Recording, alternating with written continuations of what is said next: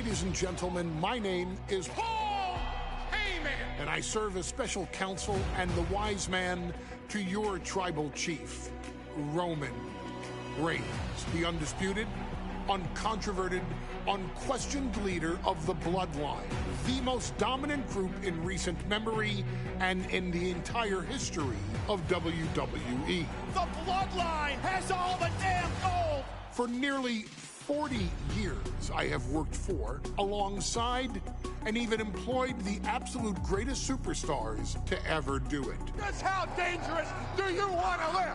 I've created the Dangerous Alliance, led an extreme revolution with ECW, and managed the most legendary of all champions. And for me, none of that compares to the relationship I've built with the Anoa'i, Fatu, and Maivia families, the triumvirate that composes this dynasty that we know more colloquially as the Bloodline. My time with this family goes back 40 years. I've led them into battle, strategized with them, and have watched their children grow into top-tier superstars who have also created their own impressive legacies. And so it is my great honor to serve as your host for the WWE 2K25 showcase featuring a dynasty like no other, the Bloodline. When you look at this incredible family tree, this is proof that there is only one royal family in professional wrestling, bound by blood.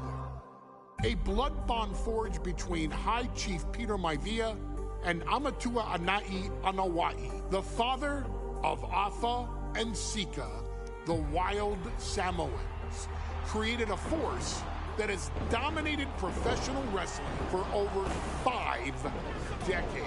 An elite collection boasting names like the Wild Samoans, Afa and Sika, as well as The Rock, Rikishi, Umaga, Yokozuna, Nia Jax, Jimmy and Jey Uso, Solo Sikoa, Jacob Fatu, and of course, your tribal chief, Roman Reigns.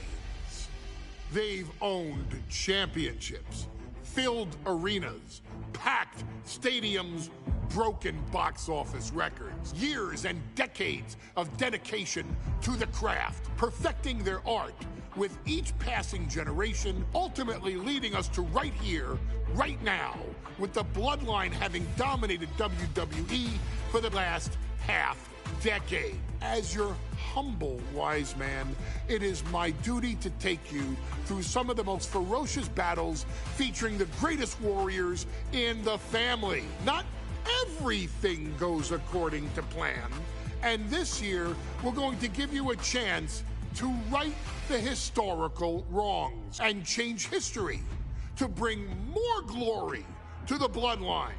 It's our showcase, after all. Honestly, their only real competition is themselves. Acknowledge me! All of this fighting amongst each other, this constant power struggle, I won't let all of that ruin this moment. Because it's not just about Solo Sikoa or Roman Reigns.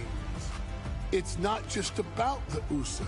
It's about every single member of their family that came before them, who built the lineage and who made them into the superstars that they've become today. It's been said elsewhere that wrestling has more than one royal family. That's undeniably true.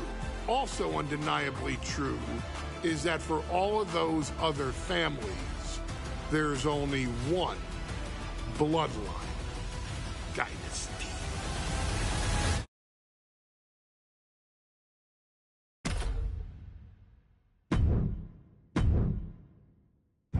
In a family that specialized in brute force over the years, perhaps no one better personified this than Rodney Anoa'i, nephew to the Wild Samoans, better known to the WWE Universe as the mighty Yokozuna. The family's first world heavyweight champion, Yokozuna arrived to WWE in the fall of 1992. An imposing behemoth, to say the least, Yokozuna would make an immediate statement, winning the 1993 Royal Rumble just a few months after his debut. This victory would grant him a WWE Championship match at WrestleMania 9, where he took on Bret the Hitman Hart. This meteoric rise to the top was only a hint of the dominance Yokozuna would have on WWE for the next year. 2 WWE championships, a WWE Tag Team Championship, victory over the era's titans like Bret Hart, Undertaker, Lex Luger, and Hulk Hogan. Yokozuna is my middle name. I'm named after my uncle. I carry it with like so much pride and weight on my shoulders just because of like what he's done for this business and like who he is as a person too. It's a cool middle name to have, man. I represent it with the pride, man, that I have. Hopefully, man, I'm making him proud by doing that. The manner in which Yokozuna melded incredible size with unspeakable agility shocked the WWE Universe, who to that point were used to their monsters hitting hard but moving slow. Yokozuna broke the mold, punishing opponents with super kicks, uranagis, leg drops, and of course, his devastating banzai drop. A maneuver so effective that once it had connected, nobody kicked out of it. Nobody. Rodney was a very unique talent. I think the way he was able to handle all the pressure, it was kind of parallel to how he was in the ring. For someone to be so big and to be so nimble, you just don't see that very often. Rodney was one of those first solo guys, singles competitor guys that was able to go out there and really just make waves, make a big splash. I mean, pun intended, I guess. You know, that fool jumped in a pool, he'd knock out all the water, and that's the way it felt sometimes. He would go into those arenas and just suck in all the energy and be able to give it back. So when I look at Rodney, I see someone very similar to me, someone who understands the top, the very, very top of the game, the top position, and everything that goes along with it. In a career filled with so many highlight reel moments, perhaps nothing stands out more than when Yokozuna faced and defeated the so-called immortal Hulk Hogan at the first King of the Ring event in 1993.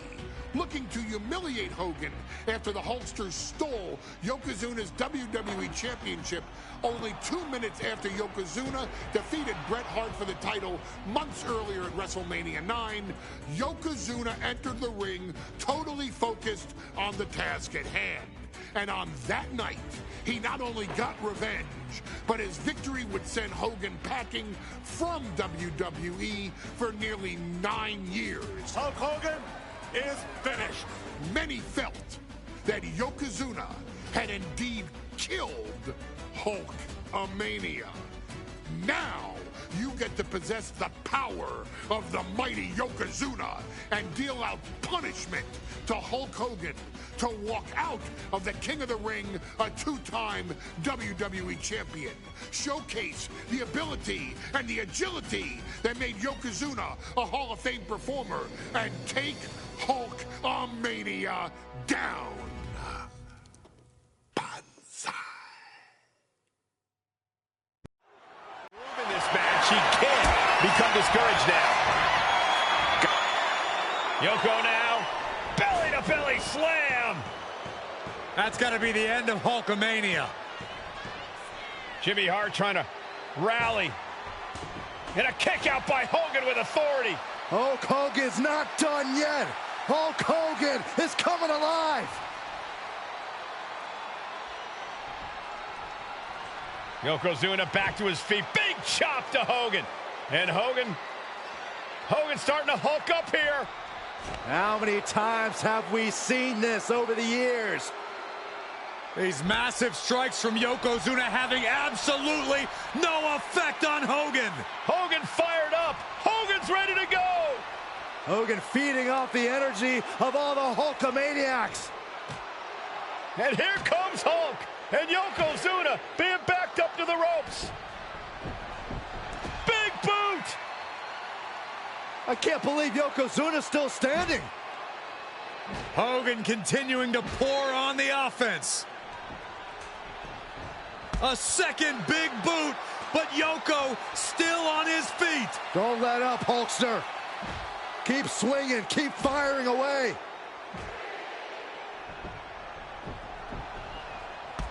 That boot, Yoko staggering, There we he's go. down. Drop the leg, Hogan. Drop the leg. Hogan, leg drop. Here's the cover on Yoko, who kicked out of the leg drop. What? Get Mr. Fuji out of there. Hogan feeding off the energy. Whoa, wait a minute. What is that photographer doing on the apron? There's a match going on. What the heck? What was that? What in the world just happened here?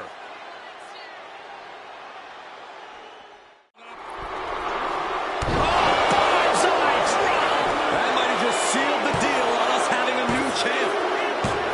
And Yokozuna is once again champion. I can't believe it. The winner of this bout, and new WWE Champion, Yokozuna. We have the official word. Yokozuna is indeed the new WWE Champion. We may have just witnessed the end of Hulkamania, gentlemen. There's no may about it, Cole. Yokozuna just conquered Hogan, and every newspaper in Japan is going to be...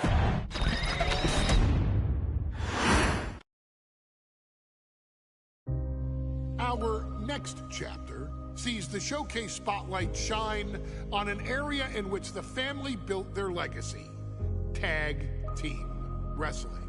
Starting with the Wild Samoans, Afa and Sika, all the way through to more recent champions like the Usos or Tama Tonga and Tonga Loa. This dynasty has always excelled in tag team competition, consistently showing an ability to dominate the division with a wide variety of looks.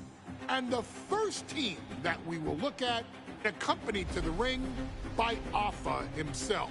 Fatu and Samu, the Head Shrinkers.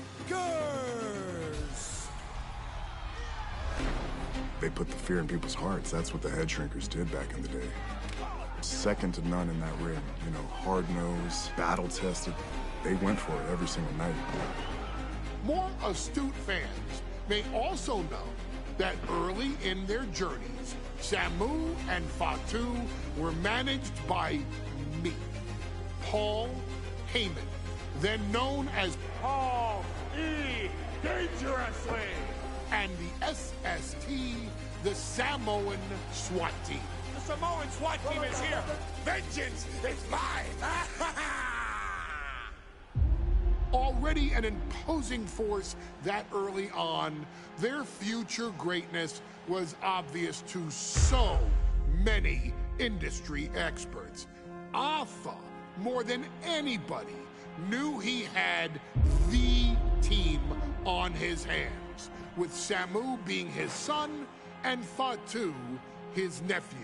The tribal elder was able to mentor both, instilling in them the same unrelenting approach to competition that made the Wild Samoans world famous. The team toured through regional promotions before a quick stop with me in WCW, but WWE was always their goal.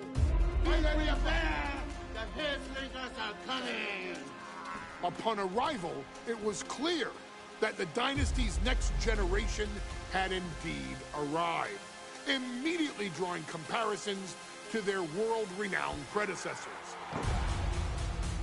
10 years before it became cool to say, Samu and Fatu displayed ruthless aggression in the ring, overwhelming opponents before the bell and continuing the non-stop attack until their hands were raised in victory.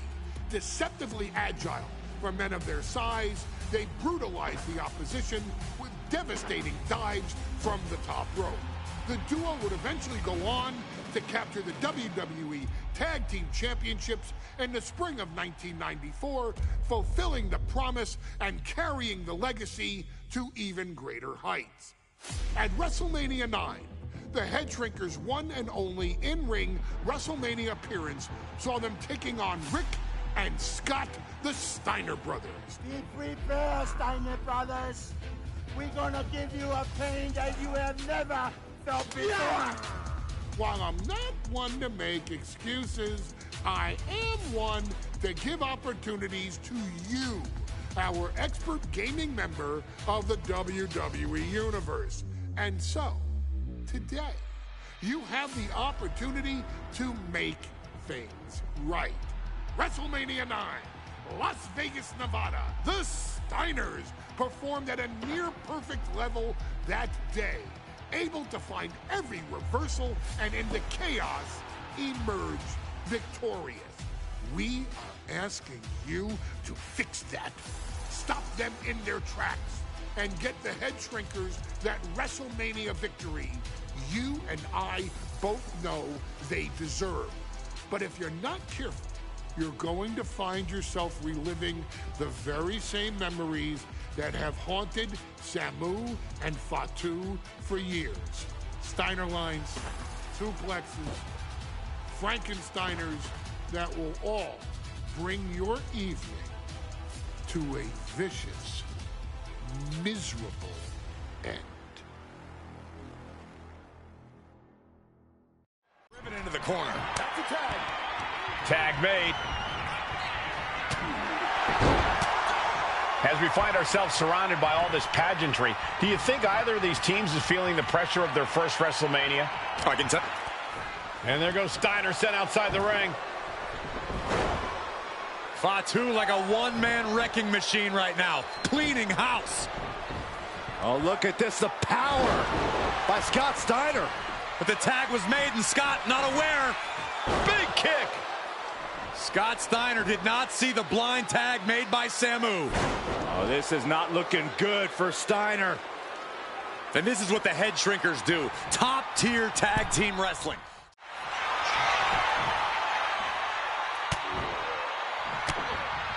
Oof. But here, going takedown. Gonna stack them up here. Look at pin.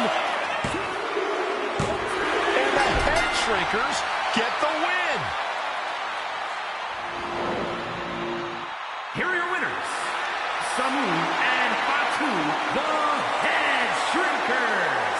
And what a huge win for the Head Shrinkers tonight. Samu and Fatu making their family proud and proving themselves as top contenders in the tag division.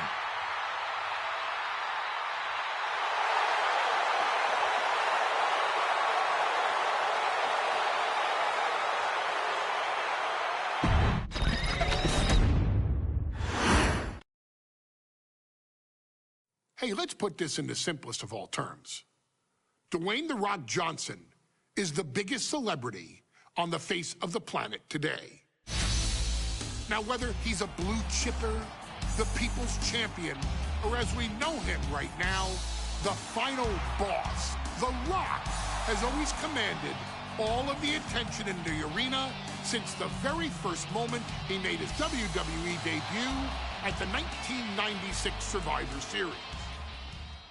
Born into this business, The Rock would become WWE's first ever third-generation superstar, following in the footsteps of his father and grandfather.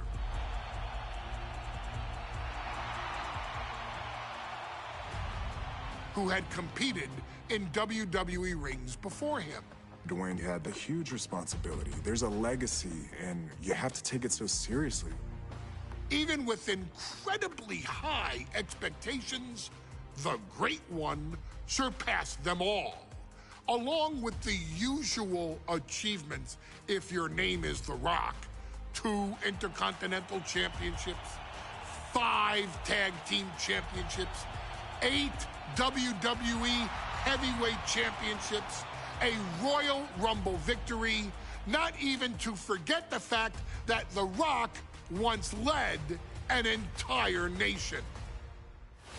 The Rock has one of the more noteworthy feats in WWE history, earning WrestleMania victories over Hulk Hogan, Stone Cold Steve Austin, and John Cena. Each of these men are known as the faces of their respective era. Each of these men found out what happens when you go one-on-one. Oh, you know the rest.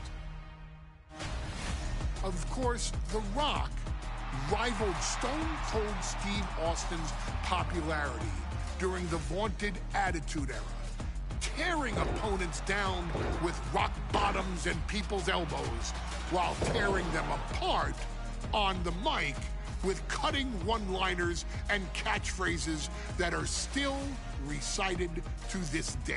If you smell, know your role and shut your mouth.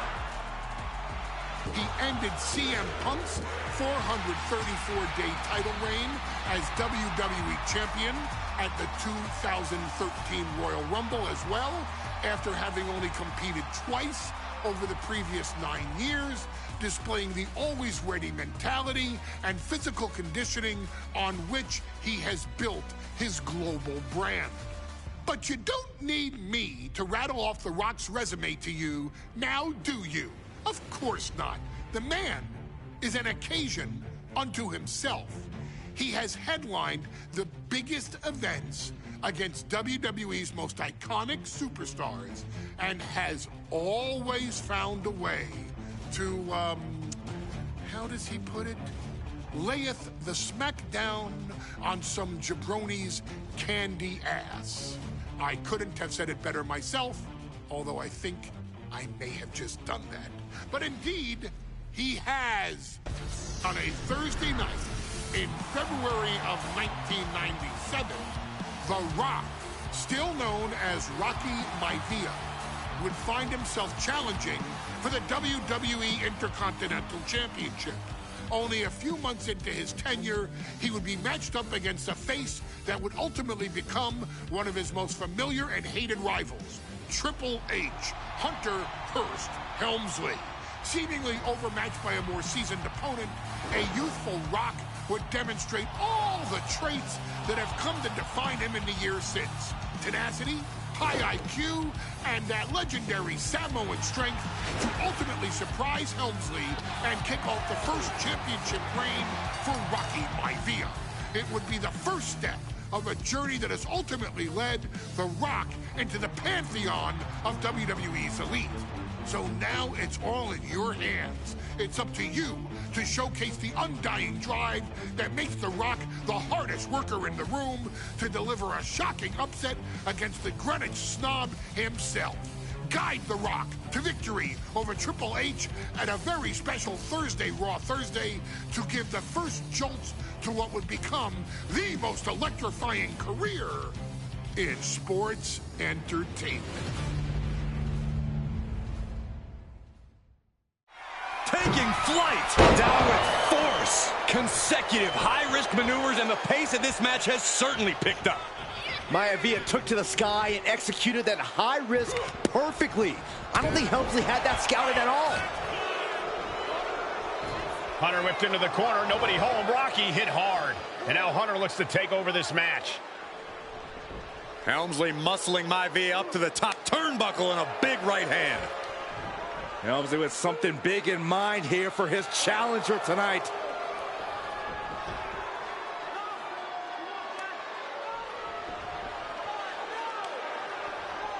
Well, this is just blatant disrespect from the arrogant champion. Almost daring Rocky. Hey, you really want my title? You really think you're going to be Intercontinental Champion? Up to the top. Hooking Rocky into a superplex. This could be it. Can Hunter capitalize? This could be it. Hook of the leg and a cover, and Rocky stays in it, getting his shoulder up. Still not enough to put out the flame of Rocky Maivia.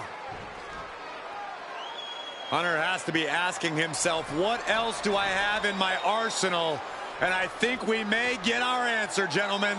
Yeah, it's just a matter of time, I believe, before this one's over. Hunter hooking Rocky, taking his time, looking to put him away. Maivia just collapsed.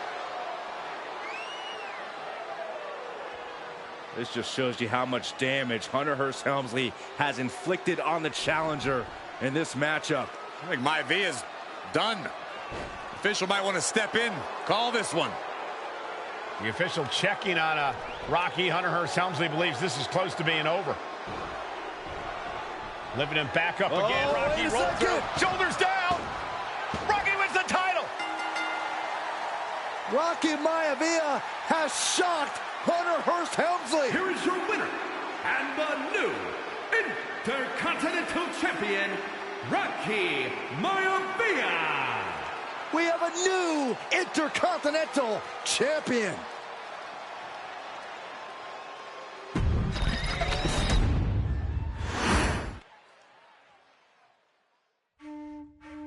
In a family of elite combat athletes and top-tier performers, the final boss has always stood out, even when he was just a blue chipper. But there wouldn't be a final boss. There wouldn't even be a bloodline if it wasn't for The Rock's grandfather, the High Chief Peter Maivia. You can think of him as the first boss. Predecessor to the tribal chief. He is one of, if not the foundation for our family. The Anoa'i Fatu Maivia wrestling dynasty. I don't think there's anybody more responsible for what's going on now than the High Chief himself. Peter Maivia isn't simply one of the two principals behind the sacred blood bond. He's also an incredibly decorated professional wrestler who traveled the world and won titles everywhere he went. New Zealand, Japan, Europe, and here in the United States, where he enjoyed especially successful runs in Hawaii and California. Maivia would eventually find his way to WWE, engaging in legendary battles with the likes of superstar Billy Graham. His larger-than-life personality would win the WWE Universe over in short order, as it had throughout his entire career. In the ring, High Chief Peter Maivia was a potent blend of brawn and grappling technique, often muscling his opponents down to the mat through a variety of joint locks and then switching to more painful holds once grounded. His sleeper hold and stump puller were both feared and renowned, and make no mistake about it, Maivia knew there was always more than one path to the ultimate victory. Out of the ring, High Chief Peter Maivia also ran one of the most successful wrestling promotions on the planet, Polynesian Pro Wrestling, based out of Hawaii, showing his mastery of the business in every aspect. His induction into WWE's Hall of Fame class of 2008 was supremely deserved, forever enshrining Peter Maivia as the legend he always was. And now, we present to you the opportunity to walk in the boots of the legendary High Chief Peter Maivia, facing off against one of the most legendary WWE rivals, George the Animal Steele.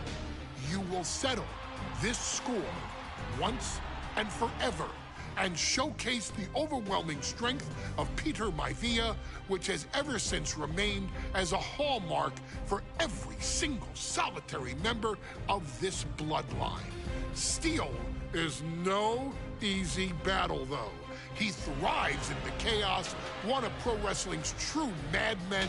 He'll even try to eat part of the ring if he thinks it'll help him break you down.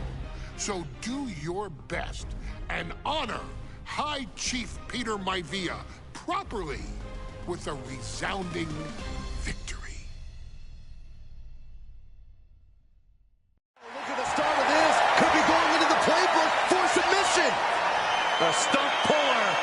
It's hooked in deep. He can't take it anymore. Has to tap. And the High Chief defeats the Animal. Here is your winner, High Chief Peter Maivia. Anytime these two have faced off, it's been eye for an eye. But the steel cage has finally delivered a decisive victory for the High Chief, Peter Maivia. George Steele is one tough animal, but the way Maivia faced him in the cage tonight just reinforced what everyone...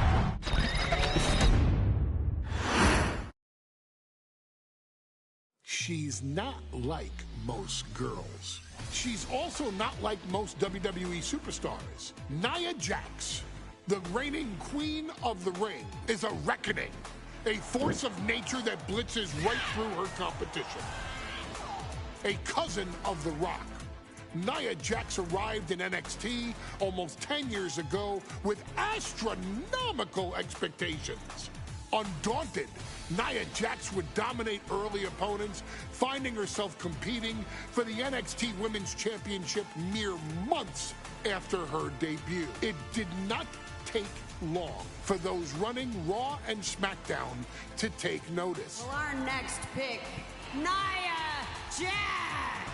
And Nia Jax would join the Raw roster as part of the 2016 draft lottery. And since joining the main roster, absolutely no one has been safe from Nia Jax. She is a two-time women's champion.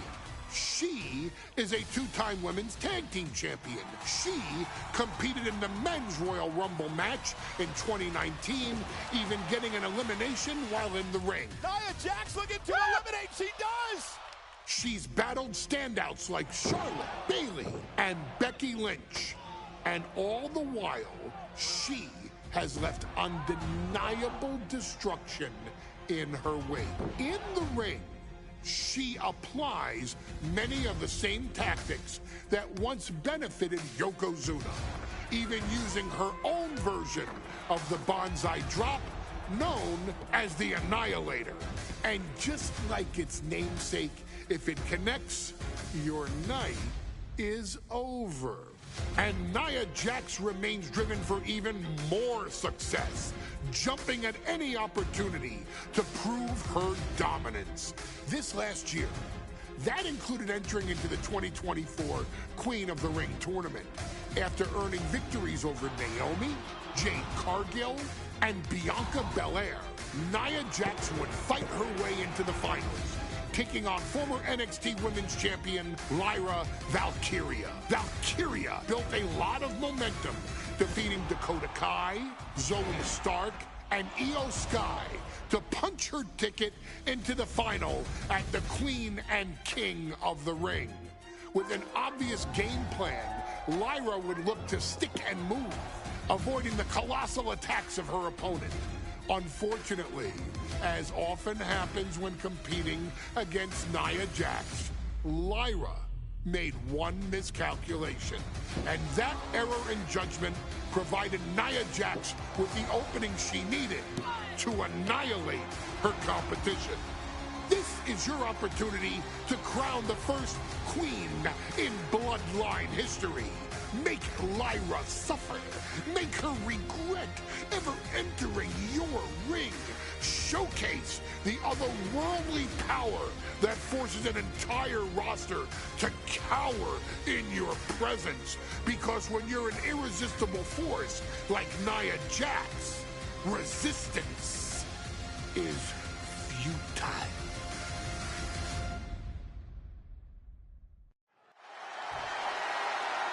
And it's all come down to this. And Nia now misses wildly. Lyra goes up over the top. Nia's got it caught, though. Lyra trying to rely on her technique to bring down the irresistible force, but having no luck at the moment. I'm not sure this is going to work either. Jax just entirely too strong, but whoa! That was interesting. Oh, nice athleticism by Valkyria. Even Jax might be a little impressed.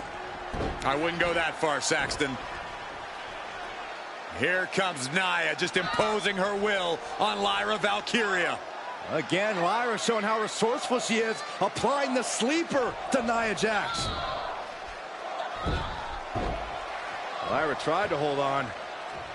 And now Nia Jax in control, and she's going to look to put Lyra away. Nobody home, set outside the ring, and Valkyria's got a chance.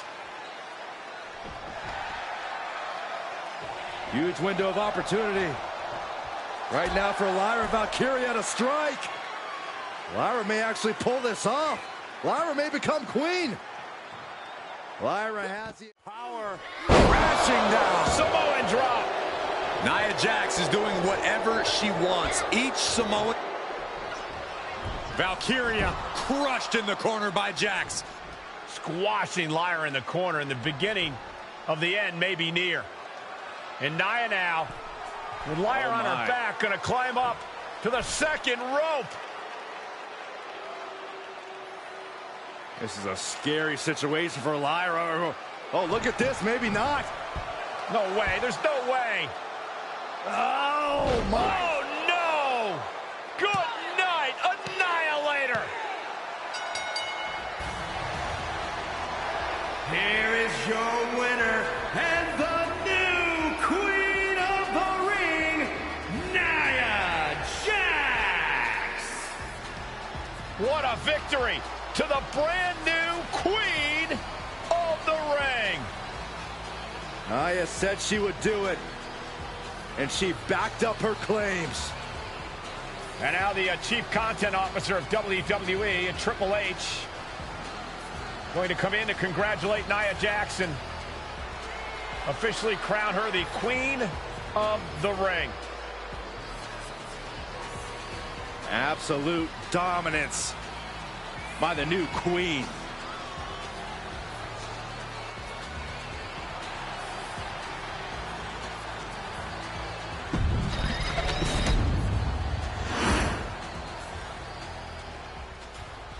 I'm sure you will agree with your wise man. Many WWE superstars say they will do whatever it takes in order to achieve success. Quite often, it's a bunch of BS. But if you're lucky, you may run into someone who is willing to look out for the group. Someone willing to make sacrifices. And for this family, there was no one better than Rikishi. After the Head Shrinkers run in WWE came to an end, Rikishi, then known as Fatu, would go on a journey of self-discovery. This journey would lead to him taking on the name Rikishi, a subtle nod to his cousin Yokozuna, as well as an opportunity to start fresh with a global audience. Well, my dad, when he became the Rikishi character, when you think about Samoan wrestlers, right, or mean, or aggressive, he made it like his own flavor, right? He had the blonde hair, still carried the aggressiveness, but I think he just wanted to add like a little flavor to it. But it became even more popular to our culture. Rikishi blitzed WWE from the jump, devastating opponents with new tricks and winning people over with his fat-ass dance moves. That Rikishi is fat, all right. P-H-A-T. And with this wave of newfound momentum came even more success, with Rikishi capturing the WWE Intercontinental Championship and displaying incredible athleticism in iconic moments like when he dove off the top of the steel cage. The year 2000 belonged to Rikishi. But little did anyone know, Rikishi held a dark secret regarding a decision he'd made not for his own benefit, but for the benefit of the family. It was at the 1999 Survivor Series that Stone Cold Steve Austin was hit by a car in the arena parking lot, forcing him from the main event later that night for the WWE Championship. For nearly a year, all of WWE was consumed with figuring out who was driving that damn car and why Austin was targeted in the first place. The verdict came in. The car was driven by Rikishi. Rikishi would stand strong. Stone Cold Steve Austin. I didn't do it for me. I did it for The Rock. What? Rikishi would lay out a years-long gripe that WWE preferred Steve Austin to The Rock, and so Rikishi had made sure that The Rock's only competition had been removed from the picture. Rikishi sacrificed his own popularity to reach this goal. The Rock thrived while Austin was on the shelf. For Rikishi, the struggle and fall was all worth it. Rikishi knew that he would eventually have to face off with the Texas Rattlesnake to answer for his sins, and he welcomed that meeting with open arms.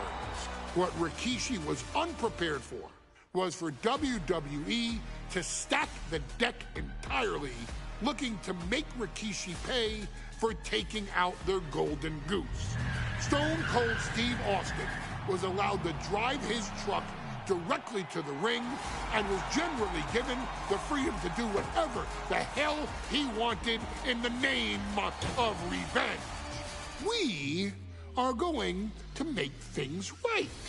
This time, when Rikishi and Stone Cold Steve Austin lock horns, there will be no stacking of the deck. Someone willing to give of himself so that his family, this family, can succeed, deserves better. So get in there and showcase the never say die spirit that has led this family to victory time and time and time and time and time and time again. Use whatever weapon you can get your hands on and prove to Stone Cold Steve Austin that you will do anything for the people.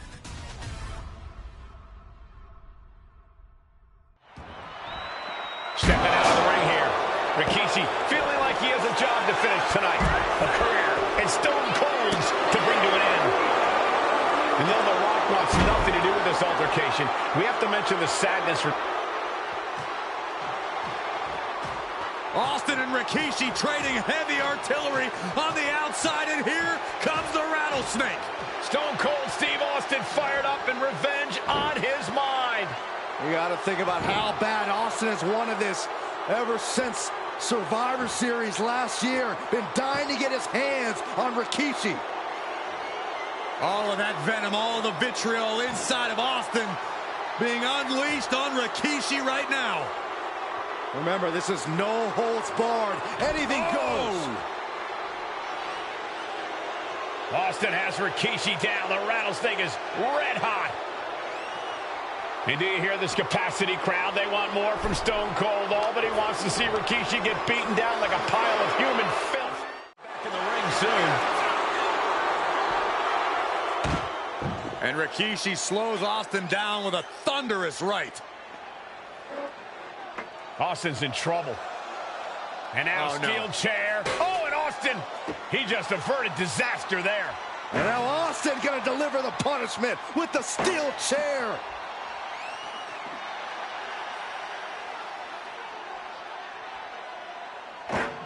A relentless Texas Rattlesnake beating the brakes off of Rikishi with a steel chair. And again, thunderous blows by Austin. Down goes Rikishi. Austin beating the hell out of him. I know Austin has good reason to be doing all this, but he could be taking it too far at this point. I don't think the Rattlesnake is taking it far enough, Corey. Austin wants to put Rikishi's life in danger, just like Rikishi did to him.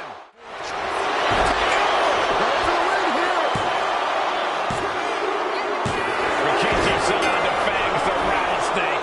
Damn it.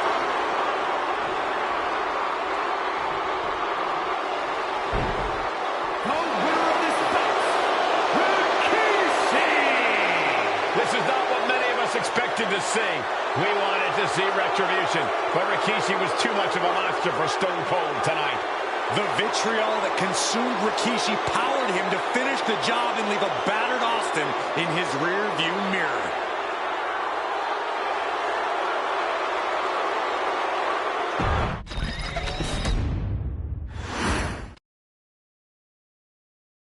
His arrival signaled impending doom. His very presence was enough to intimidate even the bravest WWE competitor. His name itself simply meant the end. And if you found yourself standing across the ring from Umaga, you were most certainly coming to the end of your own road. The younger brother of Rikishi, Umaga, was every bit the Samoan bulldozer that his nickname would suggest, mauling opponents with ease, relishing the chaos that he created. A menace to the entire roster, an unrepentant badass, Umaga tortured his prey with high-impact collisions before ultimately sealing their fate with his vaunted Samoan spike, a vicious move used today by Solo Sikoa.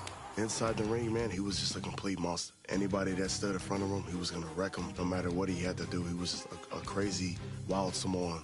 Outside of the ring, man, just a loving guy to be around. A fun uncle, always joking, always barbecuing at his house. I always looked up to him. He was just so cool.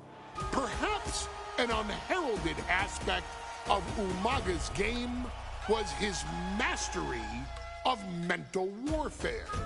Umaga loved to present a wild, out-of-control savage, one who needed manager Armando Alejandro Estrada to handle all the details while he destroyed opponents. Umaga was the perfect definition of the word aura. A two-time intercontinental heavyweight champion, Umaga established himself as one of the purest forms of dominance to ever set foot in a WWE ring. His intense clashes with Batista, the Heartbreak Kid Shawn Michaels, and Triple H, along with WWE Championship battles against John Cena, still live on in the memories of those who were fortunate enough to watch Umaga perform. And Umaga will live in immortality through every member of this family, whether it's with a huge Samoan drop, a running bulldozer into the corner, a Samoan spike, or even a war cry in the middle of battle. Umaga is forever. I wish he was here. I know he's watching from above. So you, our beloved Us in training, are asked one simple thing here in the WWE 2K25 showcase: to defeat John Cena. You've done that in this mode before, right? Simple. It was at New Year's Revolution in 2007 that Umaga and John Cena first collided for the WWE title.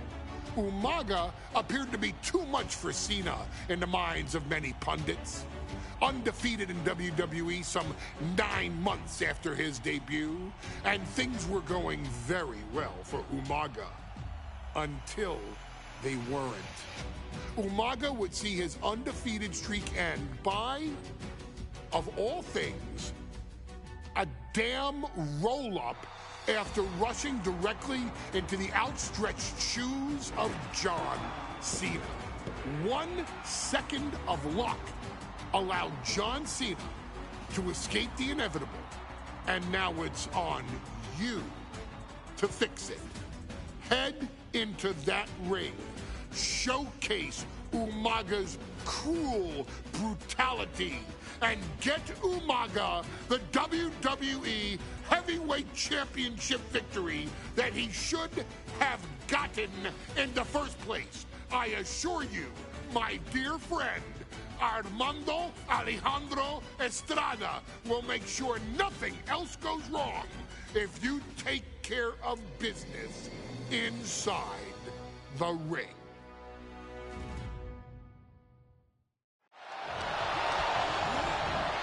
Put in the corner. And Cena flattened in the corner. Umaga's just overpowering him. Look at the strength. Into the corner, just setting Cena up. You have to start to ask yourself, is the end of John Cena near? I think so. Look out! What a headbutt. No one has been able to stop Umaga. No one. You are seeing why Umaga is undefeated. Why no one has been able to stop the Samoan Bulldozer. Here comes Umaga, and Cena catches him with a boot. John Cena from behind, rolls him up, shoulders down, and a kick out by Umaga. And Cena immediately back into the clutches of Umaga. I'm not sure what else Cena can do here. I'm not sure John Cena knows how to stop Umaga. And Corey, you know there's no force equal to being on the receiving end of a headbutt from Umaga. And now these two just pummeling the hell out of each other. Looks like we know who won that exchange. Here it comes! Samoan Spike! Could that be enough to gain the title? And going for the pin. New champion, an undefeated champion. Here is your winner, and the new WWE Champion, Umaga! This proves it. Truly no one can withstand Umaga. The Samoan Bulldozer has wrecked his way straight to the WWE Championship. Cena's title reign is over.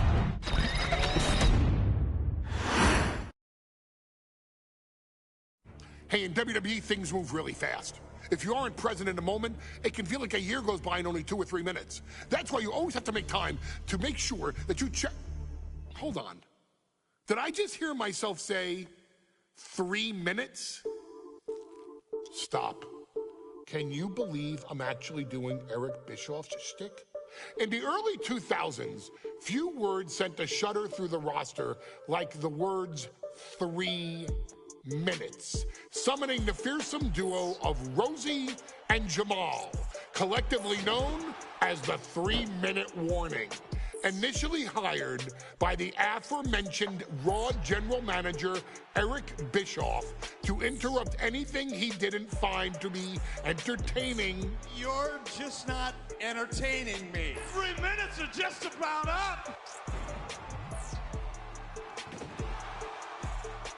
The two instantly made their mark in WWE with their complete and total decimation of anyone that was targeted. Their formula was really simple. 2 bruisers with surprising quickness who took pleasure in throwing opponents all around the ring with reckless abandon.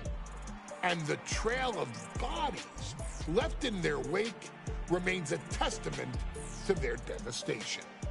Rosie, older brother of your tribal chief, Roman Reigns, and Jamal, who would in time develop his skills further and take the name of Umaga, were about instant gratification.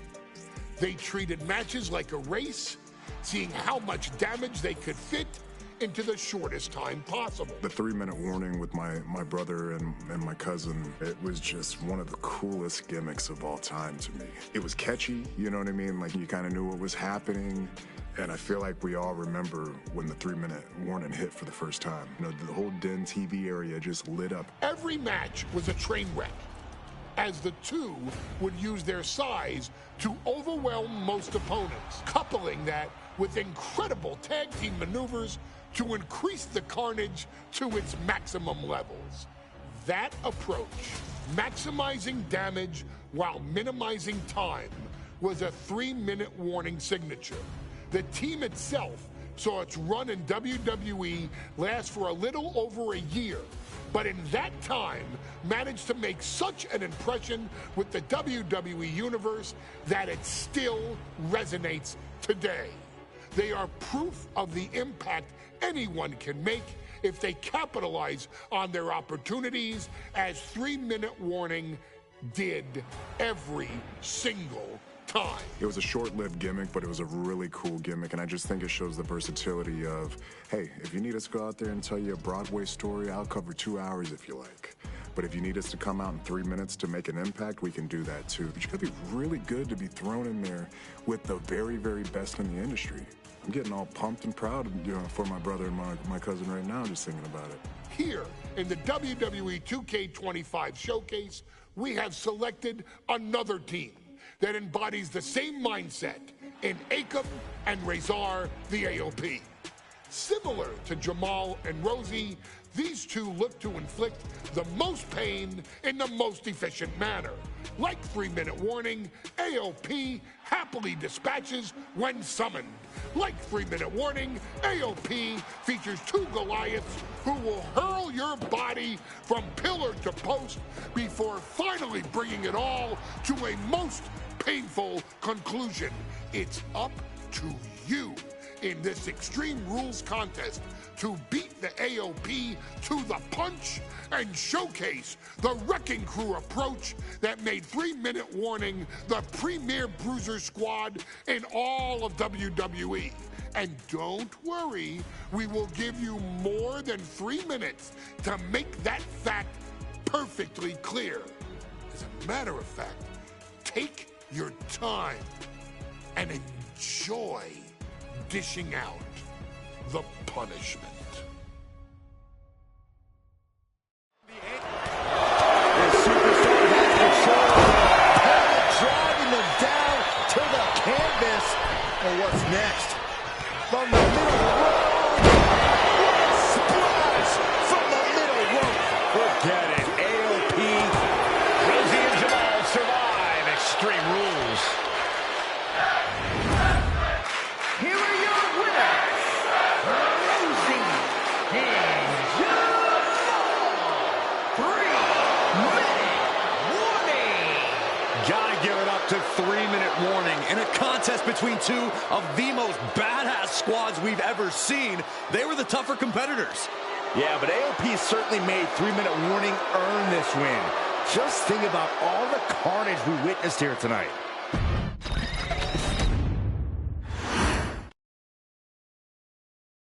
We've come to the part of the showcase where we get to talk about Tamina.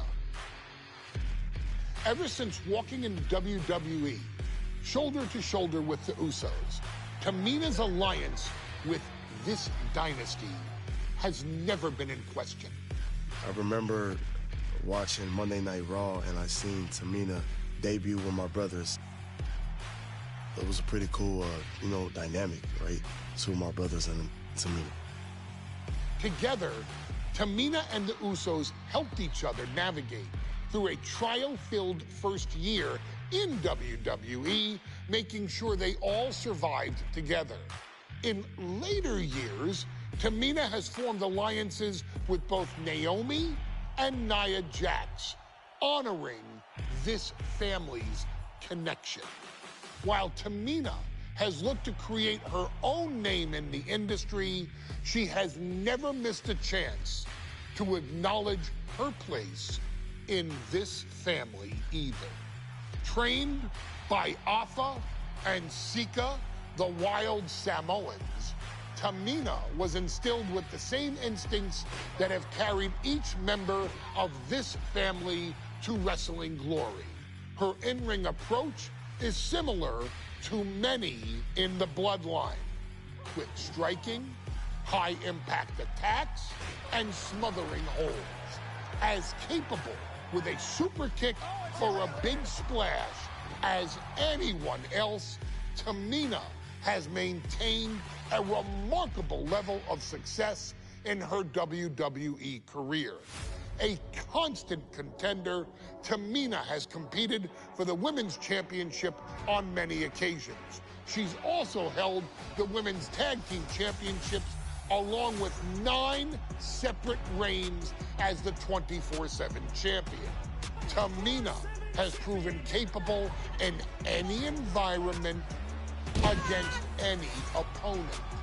Tamina is always the perfect test for a rising contender. Defeating Tamina proves that you're at the top of your game, and she will always expose those who aren't quite ready yet. Taking her lightly is the easiest way to book your visit to the local medical facility. Tamina has taken part in many memorable moments, but in the 2K25 showcase, we're going to give you the chance to make history. In the first ever women's Money in the Bank match, Carmella, of all people, would walk out victorious after letting someone else do all the work.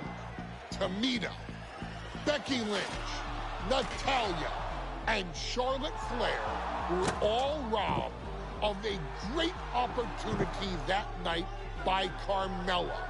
So this is your chance to make it right. Showcase Tamina's grit and take out the other 4 ladies in this ladder match to become the first ever winner of the women's Money in the Bank.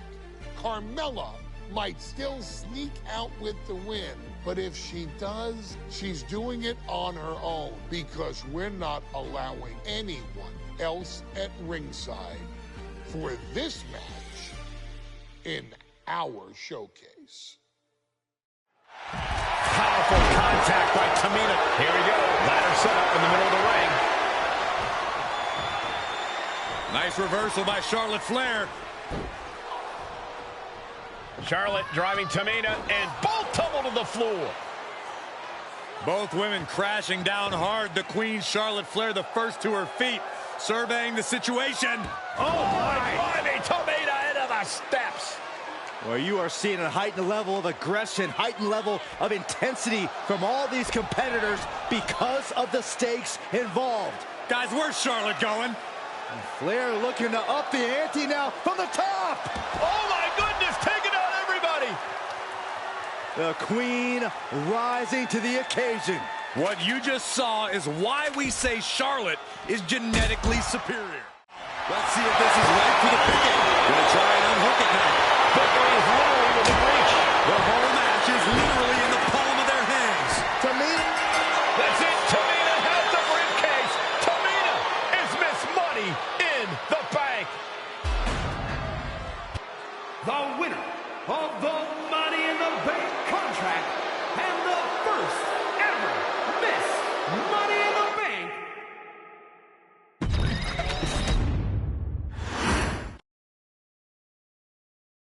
Any member of this family that enters the professional wrestling business knows about the expectations that are going to be on their back.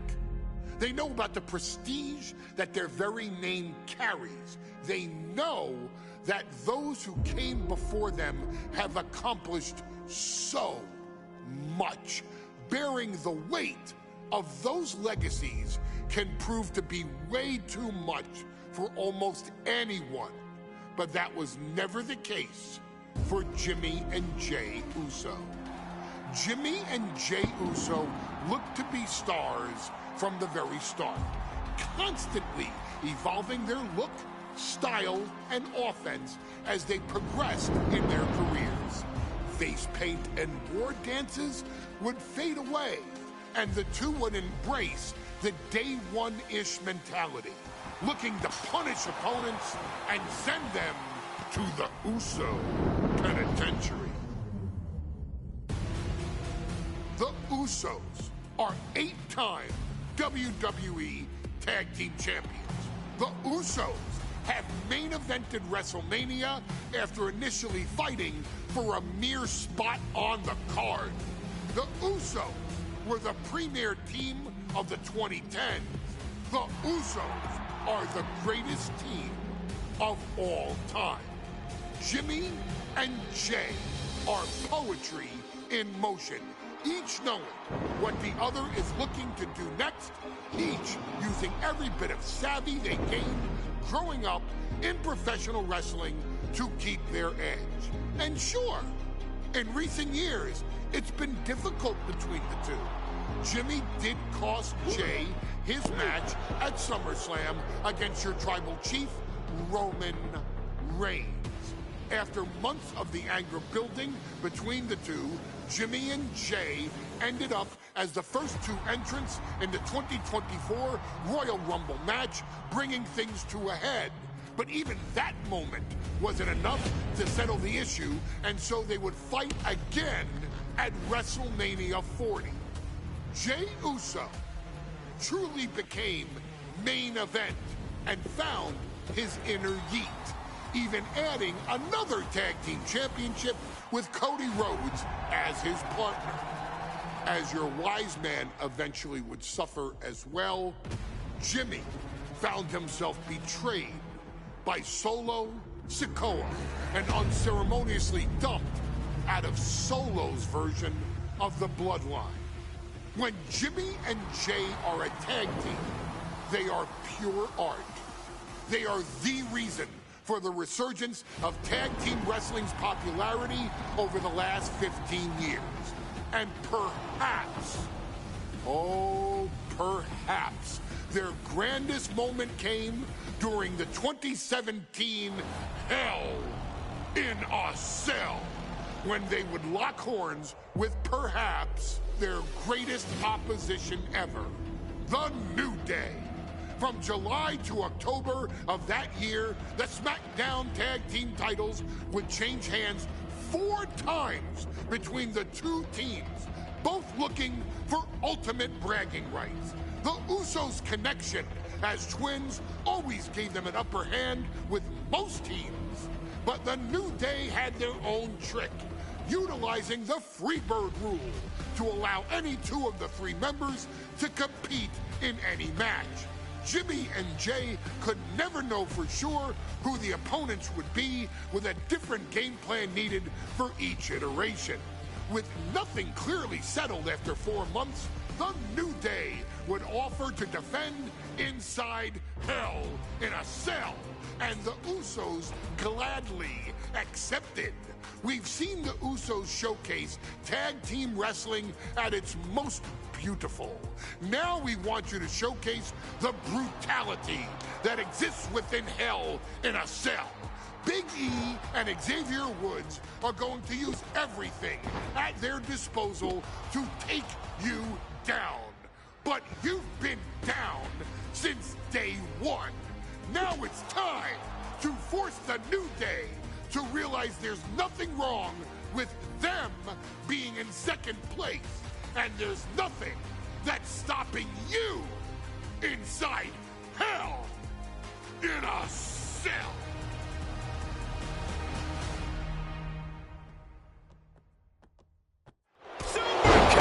Kick lands. And he now slides back into the ring. Usos and New Day going at it inside Hell in a Cell, and Jey Uso set outside the ring, and now the New Day on the attack. Big E, as aggressive as I've ever seen him here tonight. And Xavier Woods now with toys, kendo sticks in hand. And it's about to get more aggressive, more vicious, more barbaric.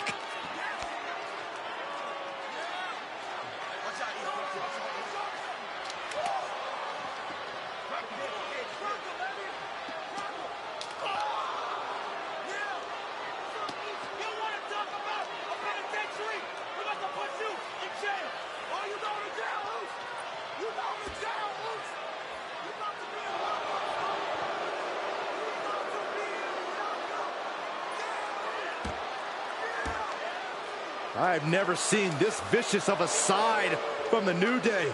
It's what Hell in a Cell does to you.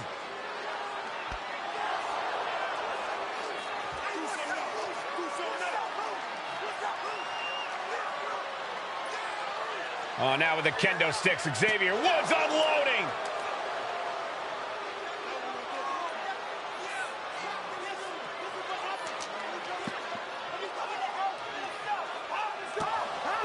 Well, you're saying it, Byron. Hell in a Cell makes you do some awful things. Just attempting to survive, attempting to win. Do whatever you want. Punish however you want. Right now, that seems to be the mission statement of the New Day in order to retain the SmackDown Tag Team titles.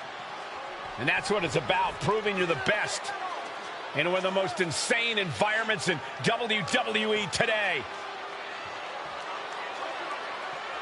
The New Day have just changed the whole complexion of this match. I don't know if I've seen New Day go to these lengths before. That's it hooked in. And Jimmy and Big E slugging it out middle of the ring. This has been a vicious, brutal match between two of the great tag teams today. Here comes Jey Uso into the fray alongside of his brother. Bang! Double super kick. And the Usos now looking for that patented Uso splash from the top rope. Uso splash! The cover to win the tag team titles, and Woods handcuffs it all, breaks it up. At the last possible second, Xavier Woods saving this match for his team. Credit to Woods for his never say die attitude, but Xavier Woods is outgunned right now. And look at Woods still fighting back. Yeah, with the handcuffs. Using the handcuffs as a weapon. That's smart.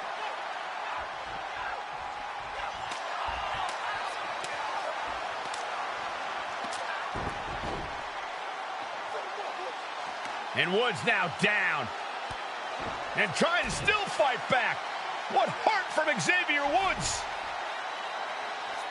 That Hart may not have much more fight left. Jimmy and Jey back up to the top one more time.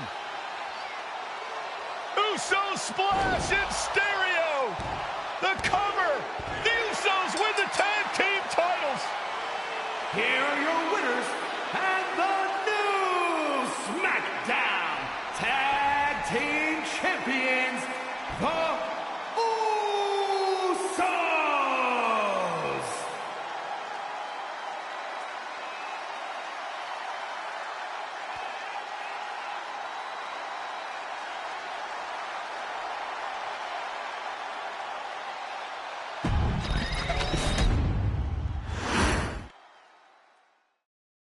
Next on our showcase is someone who wasn't born into this family, but has put in the time and more than earned her spot. She's always happy to leave haters in the rear view, and when she enters the room, you will undoubtedly feel the glow. Of course, I'm talking about Naomi, who many of you may know has reigned as Jimmy Uso's wife and queen for over 10 years. There's the old saying that behind every good man is an even better woman, and this could not ring more true than Naomi, who I will say is an absolute treasure. Jimmy will frequently speak during old bloodline planning sessions about how much her support and love drove him to improve as a superstar, always stressing her importance not only to the WWE Women's Division, but to his career and his life as well. In the ring, there is no denying Naomi's skills.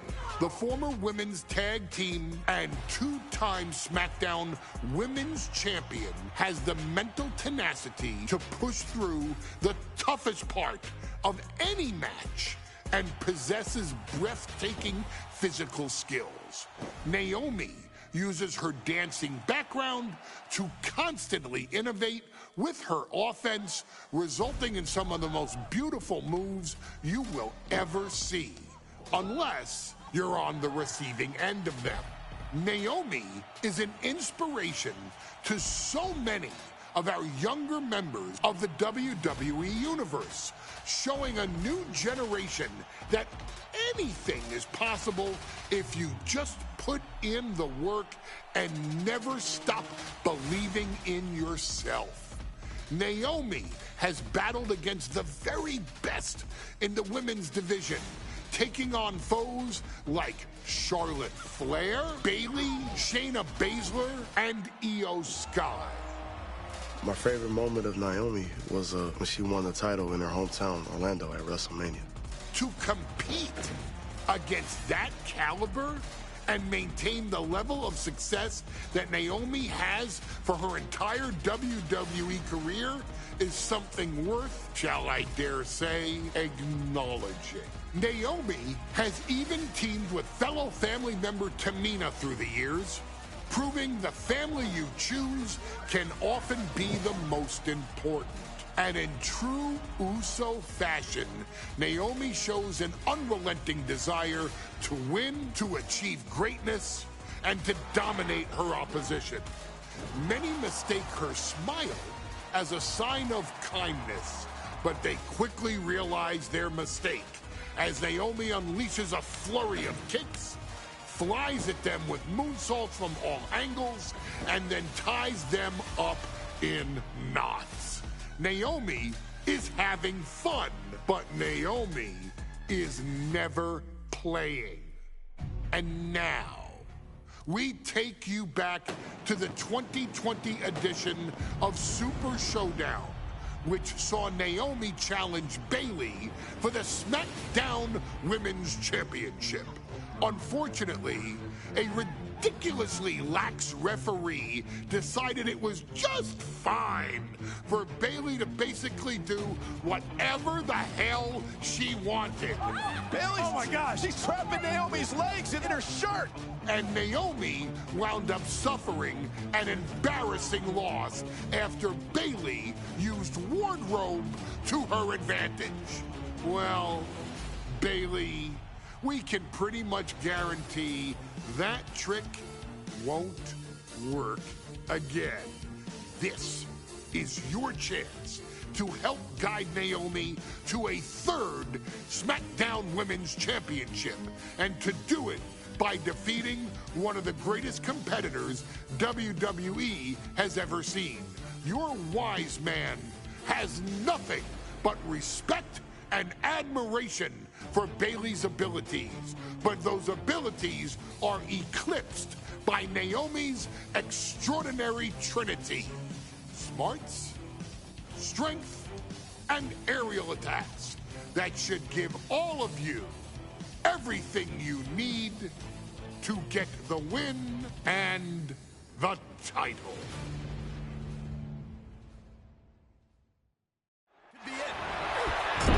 She's vulnerable, up on the top turnbuckle. And here we go. Championship's on the line. Naomi's got Bayley in trouble up on the top rope. This could be Naomi's moment. Smart move by Bayley, protecting her title and going to the eyes. Oh, what a kick. Bayley is down and in trouble. Quick thinking by Naomi, looking to close this one out. Nobody home. Bayley wisely moves out of harm's way. What's Bayley trying to do here? What the? I think Bayley's trying to trap Naomi's legs in Naomi's own shirt. A great counter by Naomi. Naomi ducks underneath, and we got a standoff. Great match so far. Well, Bayley thought she had Naomi, but the challenger was... Oh, look out. It's on. Naomi is some athlete. Good-legged moonsault. The challenger clearing a path to the title. Now we did it. We have a new champion. Here is your winner, and the new SmackDown Women's Champion, Naomi. Bayley's stranglehold on the SmackDown Women's Championship has ended. The Glow era has begun. Bayley was as aggressive in this match as she's ever been, but Naomi's confident.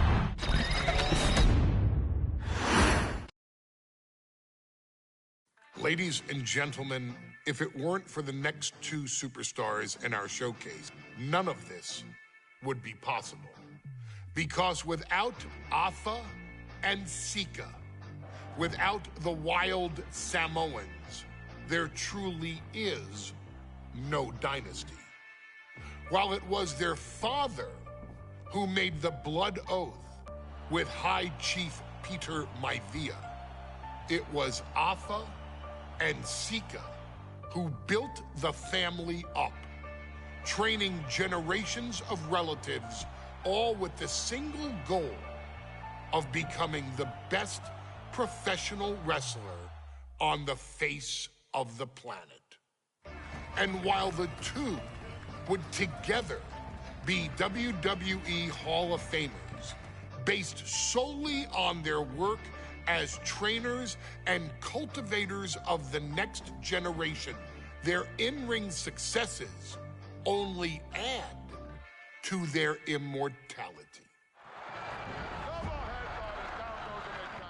Afa and Sika formed WWE's most dominant tag team of the early 1980s, fighting their way to the WWE Tag Team Championship on 3 separate occasions. Opponents were often defeated before the bell even rang to start the match, falling victim to the aura and the intimidation factor of having to step into the ring with the Wild Samoans. Accompanied by Captain Lou Albano, the trio formed a masterful group that was able to take all opponents off their game, be it through Albano's devious schemes or the overpowering nature of the Wild Samoans. WWE had never dealt with a team so primal, turning each match into a battle of survival. Most feared, the deadly Samoan drop, a move that has been imitated by many, but duplicated only by a chosen few. There they are, the Wild Samoans. These are immigrants coming from the island, trying to figure it out, trying to find a way. I couldn't imagine being these men. I couldn't imagine taking on these responsibilities of setting the tone in a whole new country. And then trying to break into entertainment on top of that. But they made it work. And that's what we are. We're workers. We make it work. These tribal elders set the standard for all of their descendants to not only follow, but they also taught their descendants how to surpass it. So beloved were the two that perhaps no moment holds more significance to your tribal chief, Roman Reigns, than when he was presented the Ula Fala by his father Sika and Uncle Afa after the 2020 Hell in a Cell event. You see, it was their acknowledgement that gave Roman Reigns the unshakable confidence to continue his journey to becoming the greatest of all time.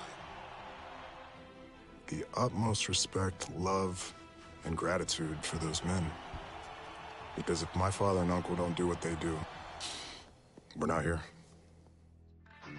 We now humbly present to you the honor of walking in the famed footsteps of the Wild Samoans, finding a tag team in WWE's long and storied history that we felt would test the Wild Samoans was not an easy task.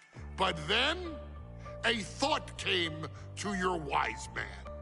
Why not give the audience exactly what they want? Why not put the Wild Samoans against one of the greatest tag teams of all time? Why not present Afa, Sika, the Wild Samoans versus Bubba Ray and Devon, the Dudley Boys? And if we're going to go that far, let's do it in a tables match. Showcase that savage brutality that made both teams the eternal legends we know them to be. No pinfalls, no submissions, no rules. Just be the team that avoids being put through the table, and you will emerge victorious. And with these 4 men, you better believe that things are going to get extreme.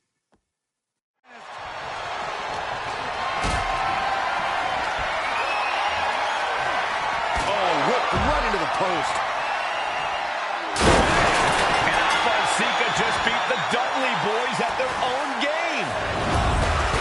Here are your winners, Alpha and Sika, the Wild Samoans. And it's the Wild Samoans standing tall, having beat the Dudley boys at their own game. Devon and Bubba pushed Alpha and Sika to their limits, but in the end, there was only one way this match could end.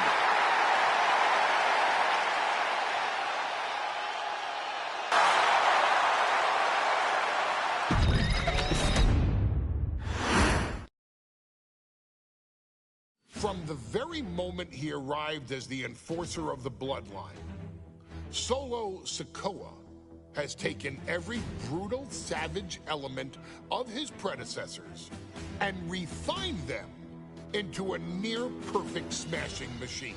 Even in the year before his arrival, Solo raised eyebrows and garnered buzz while competing in NXT. But nobody could have predicted just how smoothly his transition to the main roster would go. And before I go on any further, let me make one thing perfectly clear. I'm only saying what I'm saying about Solo Sikoa because I am a wise man. I'm a professional. And because I'm being handsomely compensated for my stellar work as your host of the WWE 2K25 showcase. I haven't forgotten what Solo Sikoa and his rogue bloodline did to me. But I also know better than to let personal feelings hinder your professional endeavors. So with that being said, since his arrival at Clash at the Castle in 2022, Solo Sikoa has consistently been involved in WWE's biggest moments and biggest matches. He's been victorious in War Games.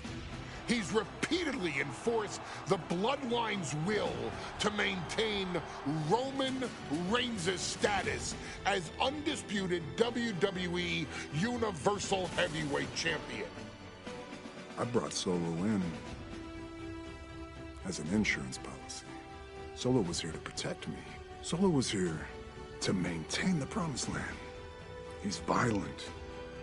He's strong, he's fast, he's all those things. And he betrayed me. Any man who would betray me must be a very dangerous man. Solo defeated John Cena. Solo elected to betray your tribal chief, Roman Reigns, in an attempt to bestow upon himself the title of tribal chief. When I refused to acknowledge Solo as my tribal chief, you are not my tribal. He, Tama Tonga, Tonga Loa, and Jacob Fatu put me through a table in Madison Square Garden. And that led to opportunities to compete for the undisputed WWE Heavyweight Championship. It's led to more visibility with Solo's rogue bloodline ruling over SmackDown. Every choice Solo made only furthered his standing in WWE. He has the bloodlust of the Wild Samoans, the brutality of his cousin Yokozuna, and the single-minded focus of Roman Reigns, all rolled into one. There is no question. The future is his for the taking, and that he will be champion many times over, and that he may set records of his own before it's all said and done. Few men have so quickly served notice to all of WWE in the manner that Solo Sikoa has done. Whether you want to acknowledge him or not is irrelevant. One way or another, Solo Sikoa forces you to do just that, or you will suffer severe consequences. One by one, each and every single superstar on the WWE roster is going to find that out. Solo will make sure of it. I, of course, will simply await any and every opportunity for your tribal chief, Roman Reigns, to teach Solo some manners. Until that happens, though, we are taking you back to the one-year anniversary special for NXT 2.0, which saw then North American champion Carmelo Hayes, and indeed, he is him, issue an open challenge. Unfortunately for the future superstar, it was to be answered by Solo Sikoa, and things went as well for Hayes as you can probably guess. Showcase the unrelenting fury that has made Solo Sikoa nearly unstoppable and defeat Carmelo Hayes to earn Solo his first championship victory. It won't be easy against Carmelo, especially when he has Trick Williams watching his back. And if you make one mistake against the champ, he'll take his shot and most likely hit nothing but net. Never expected Sikoa to show up. He just joined the Bloodline on SmackDown, and now he's in the main event of NXT. Can the Bloodline get even more gold tonight? Boom! Let me point out that this is brutally unfair to the A-Champ. He prepared for Wes Lee or a night off. Now he's not getting either. And Sikoa sent toward the ropes, and Carmelo Hayes with a kick right into the midsection. Melo taking it to Sikoa here. The power of Solo just a little too much for the A-Champ in this instance. What a chop. Trademark viciousness. Lack of mercy. That's what Solo Sikoa is all about. Into the corner. Big splash by Sikoa. Melo in trouble. Sikoa. Trick Williams making sure Melo got out of harm's way. Well, at least momentarily. Yeah, momentarily is right. Sikoa continuing to inflict more punishment on the champ. And Hayes takes out Williams on the outside. Solo standing strong. Solo not allowing the presence of Trick Williams to distract him whatsoever. Misconnection. Big uppercut rocks the jaw of Carmelo Hayes. Ripped out of the corner. Looking to put him away, and now Trick Williams up on the apron, causing a distraction. Trick paying dividends. Ooh. First 48. And that could be the turning point for the North American champion. Oh, Samoa drop by Sikoa. Cover now for the win. Hayes kicks it too.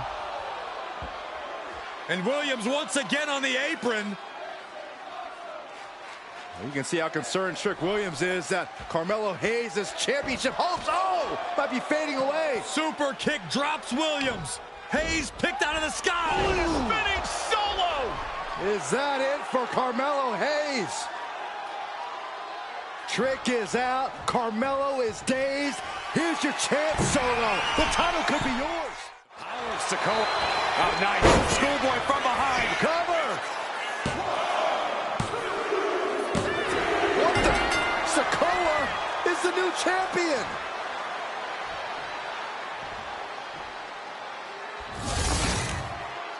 here is your winner, and new NXT North American Champion, Solo Sikoa! Solo is your new champion. It is the North American title now going to smack.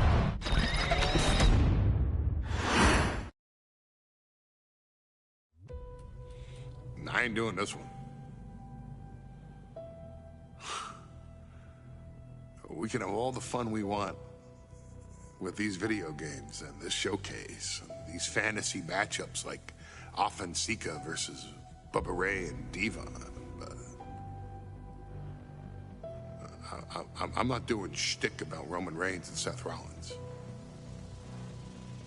That's a little too volatile. And it's way too personal for Roman Reigns. Roman Reigns and Seth Rollins came up together in the Shield. And Seth Rollins took it upon himself to disband the Shield by blindsiding Roman Reigns with a chair. At WrestleMania 31, Roman Reigns, in the main event of WrestleMania, was about to win the WWE title when Seth Rollins cashed in Money in the Bank and stole the main event, the match, and the title from Roman Reigns. Roman Reigns lost the undisputed championship after almost 4 years, the greatest title reign of all time, to Cody Rhodes. Not because Cody Rhodes was the better man, but because Seth Rollins was right there. And the seduction, the bloodlust that Roman Reigns had for that moment of revenge was too much for Roman Reigns to give up. And for the first time in Roman Reigns' life, he took his eye off the ball for that much time and smashed Seth Rollins with a chair, the same way Seth did a decade earlier to Roman. And that moment gave Cody Rhodes all he needed to end the most historic title reign in WWE history.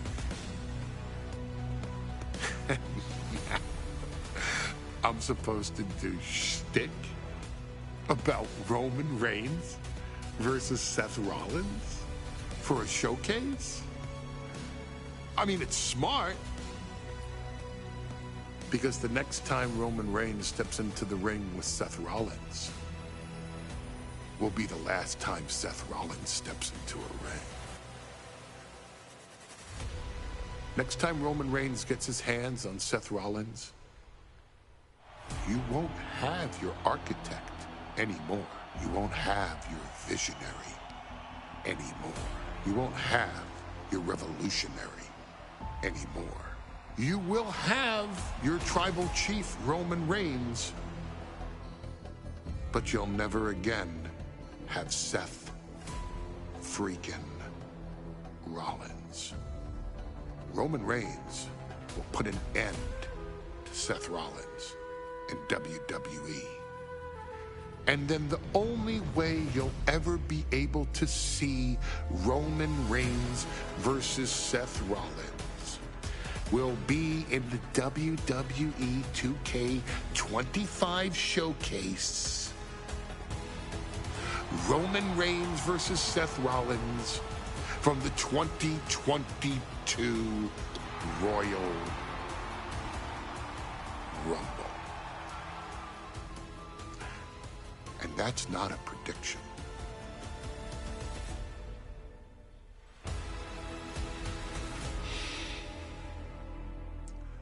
That's a spoiler. And heaven have mercy. And here's Reigns now, misses wildly with the clothesline attempt. Spear! Spear by Reigns!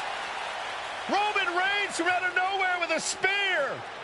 That could end it for Rollins if Roman could just make the cover. Roman trying to fight through the pain. Oh my, guys. Guys, look at what Rollins is doing.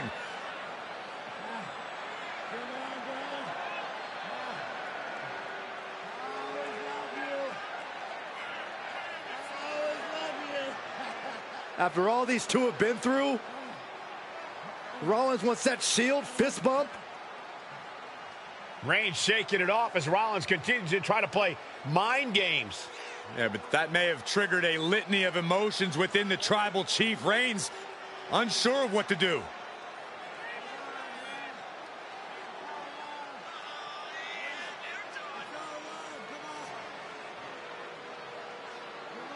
Roman Reigns determining what to do now. Will he slay his former brother? Reigns now. Look, gonna lock in the guillotine. Submission well, there's move your locked answer. in. Submission move locked in. Rollins in major peril right now. Rollins looking like he's starting to fade.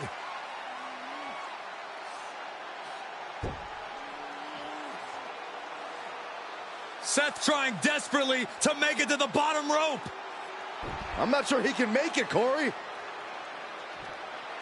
Trying to make it to the rope to force some sort of break. Seth trying to hang on. How can he do this here?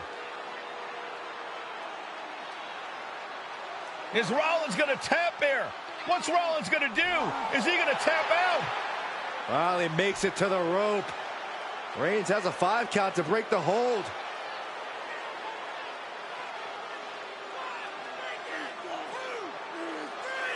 And Reigns breaks the hold here. Roman breaks the hold, and this match continues. It just shows you how locked in Roman Reigns is to winning this match.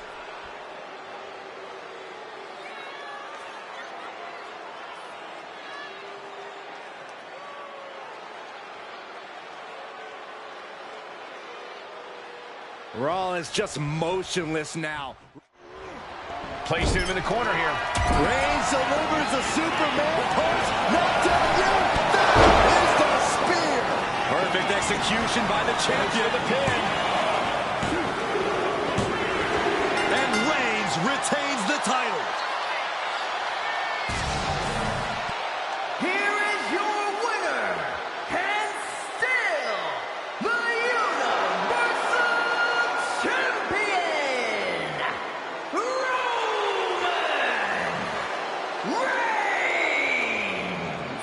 Roman Reigns has finally done it. Finally earned that title defense against Seth Rollins. Finally exorcised the ghost of the Shield. It looks like a huge weight has been lifted from the shoulders of the Tribal Chief.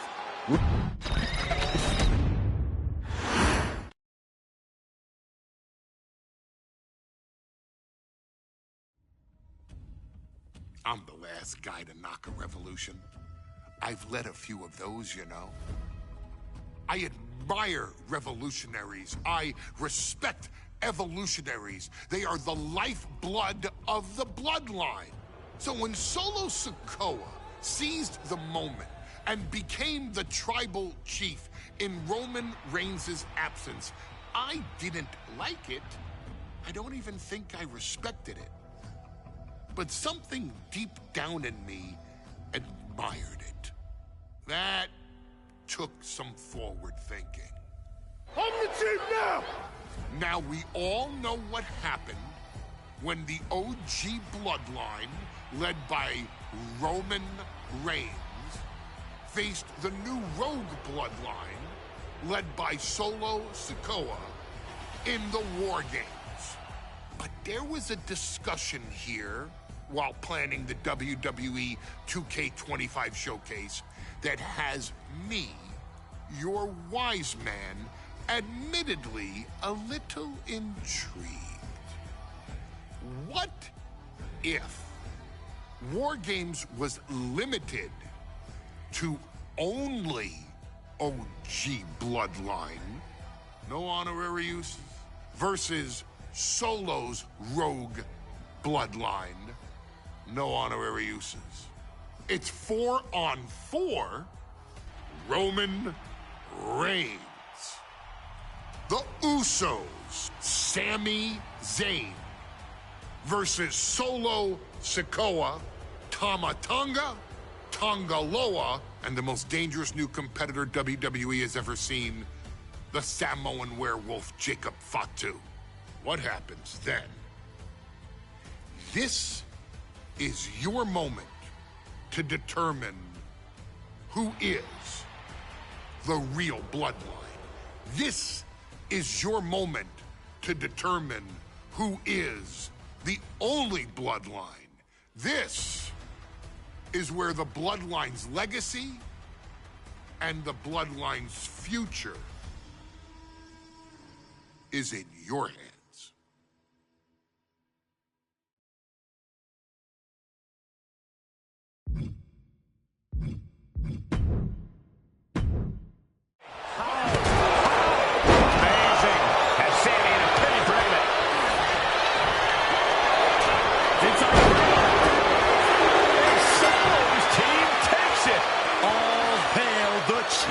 Bloodline. Here are your winners.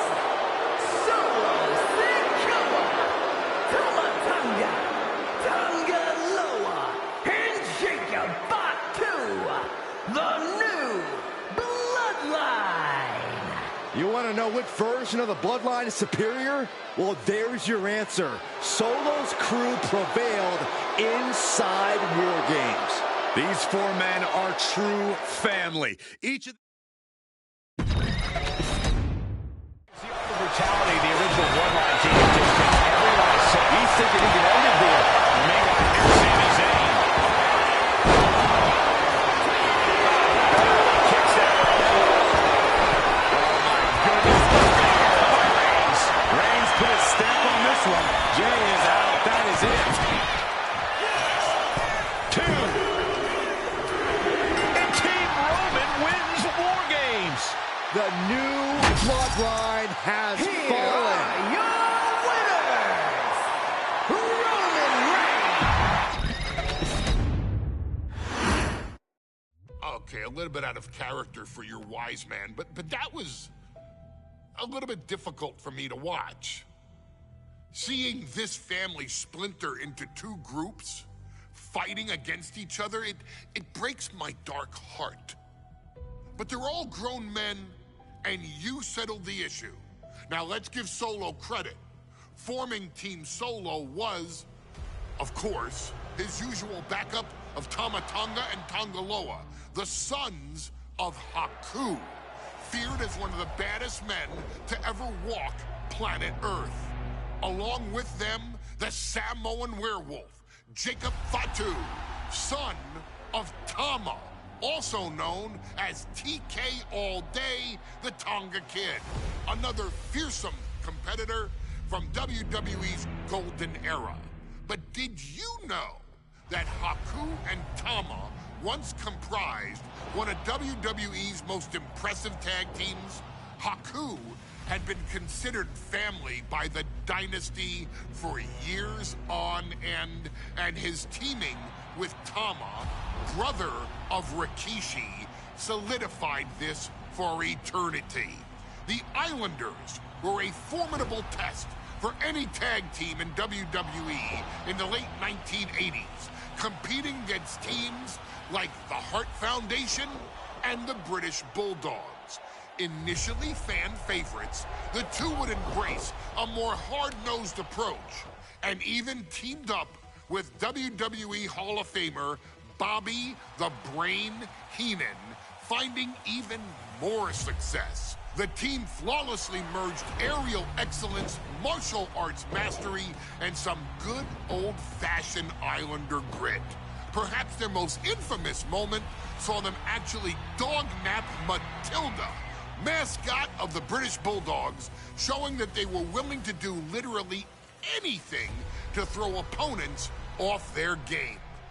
Both men are still revered today as two of the real legit tough guys in the industry, names that instill fear simply upon mention, and they absolutely taught their children well.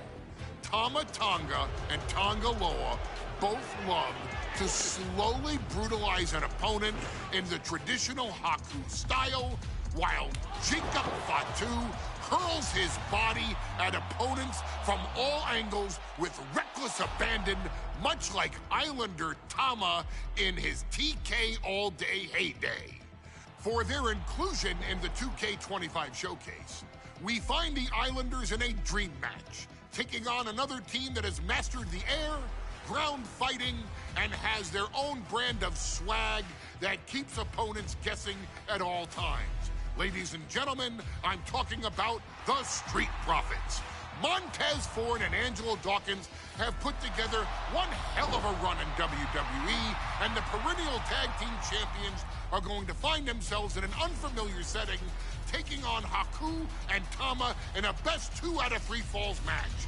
Anyone can sneak a win out, but Haku and Tama often competed in this type of match to fully demonstrate the superiority to their opponents.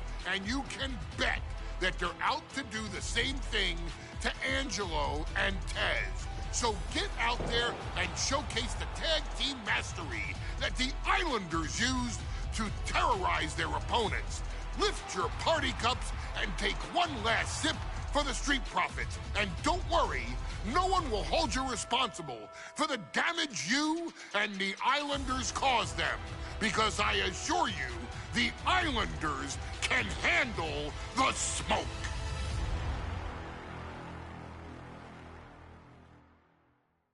The Street Profits going to the air this often. The Islanders beating.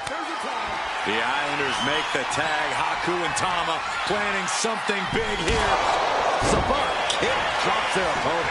And the Islanders just sent the Profits up in smoke. Right on target with a stop to the gut. It's obvious Montez Ford is feeling the pain that has been dealt out so far. It's time to catch that second, maybe even third wind. This is a big night for the Street Profits. Their party cups are filled to the brim tonight. This has to be it. 2 count. Second fall for the Islanders, and they beat the Profits. Here are your winners, Tama and Haku, the Islanders.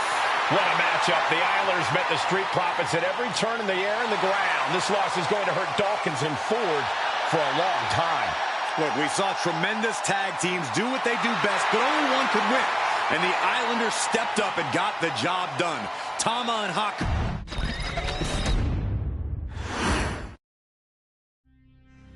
Ladies and gentlemen, I don't have the words to convey how proud I am to have been part of this historic showcase.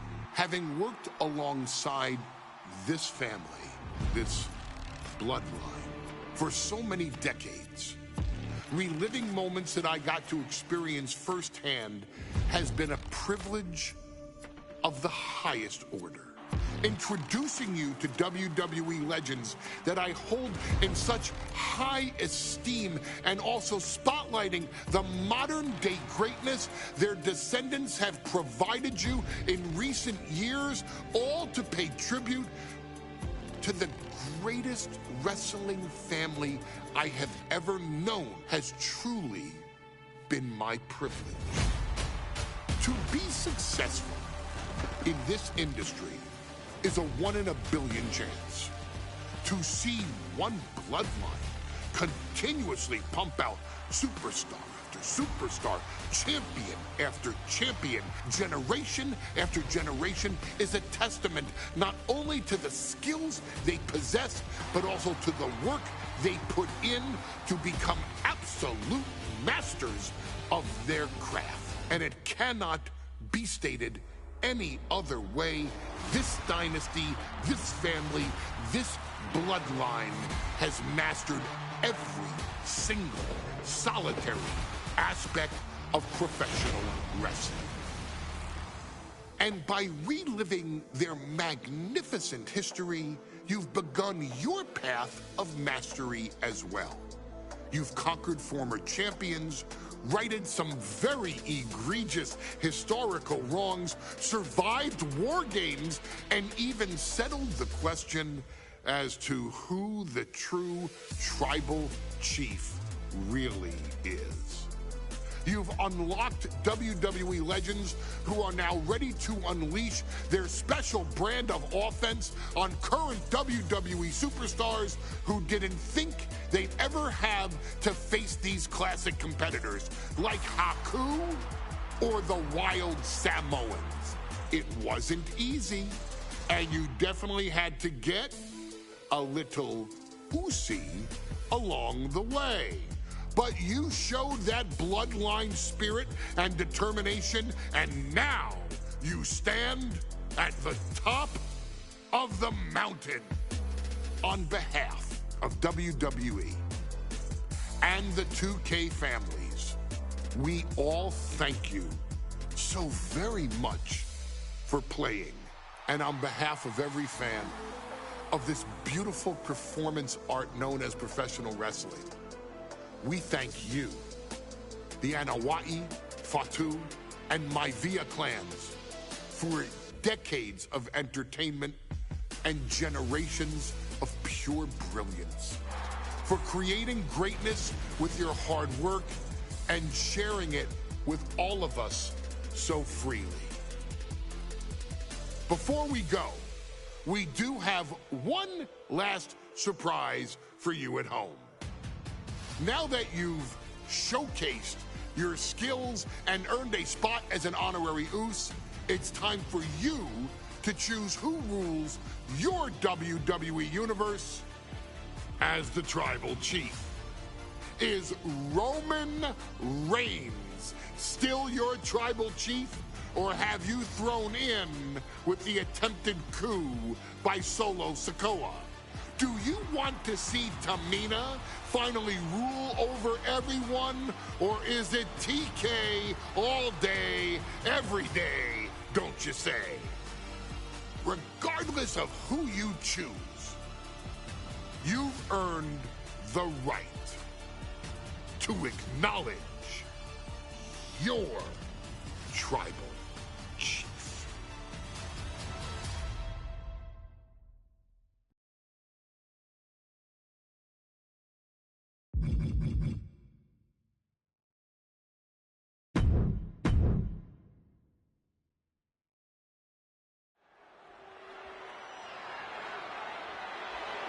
The following match is the 2K Showcase Tribal Gauntlet.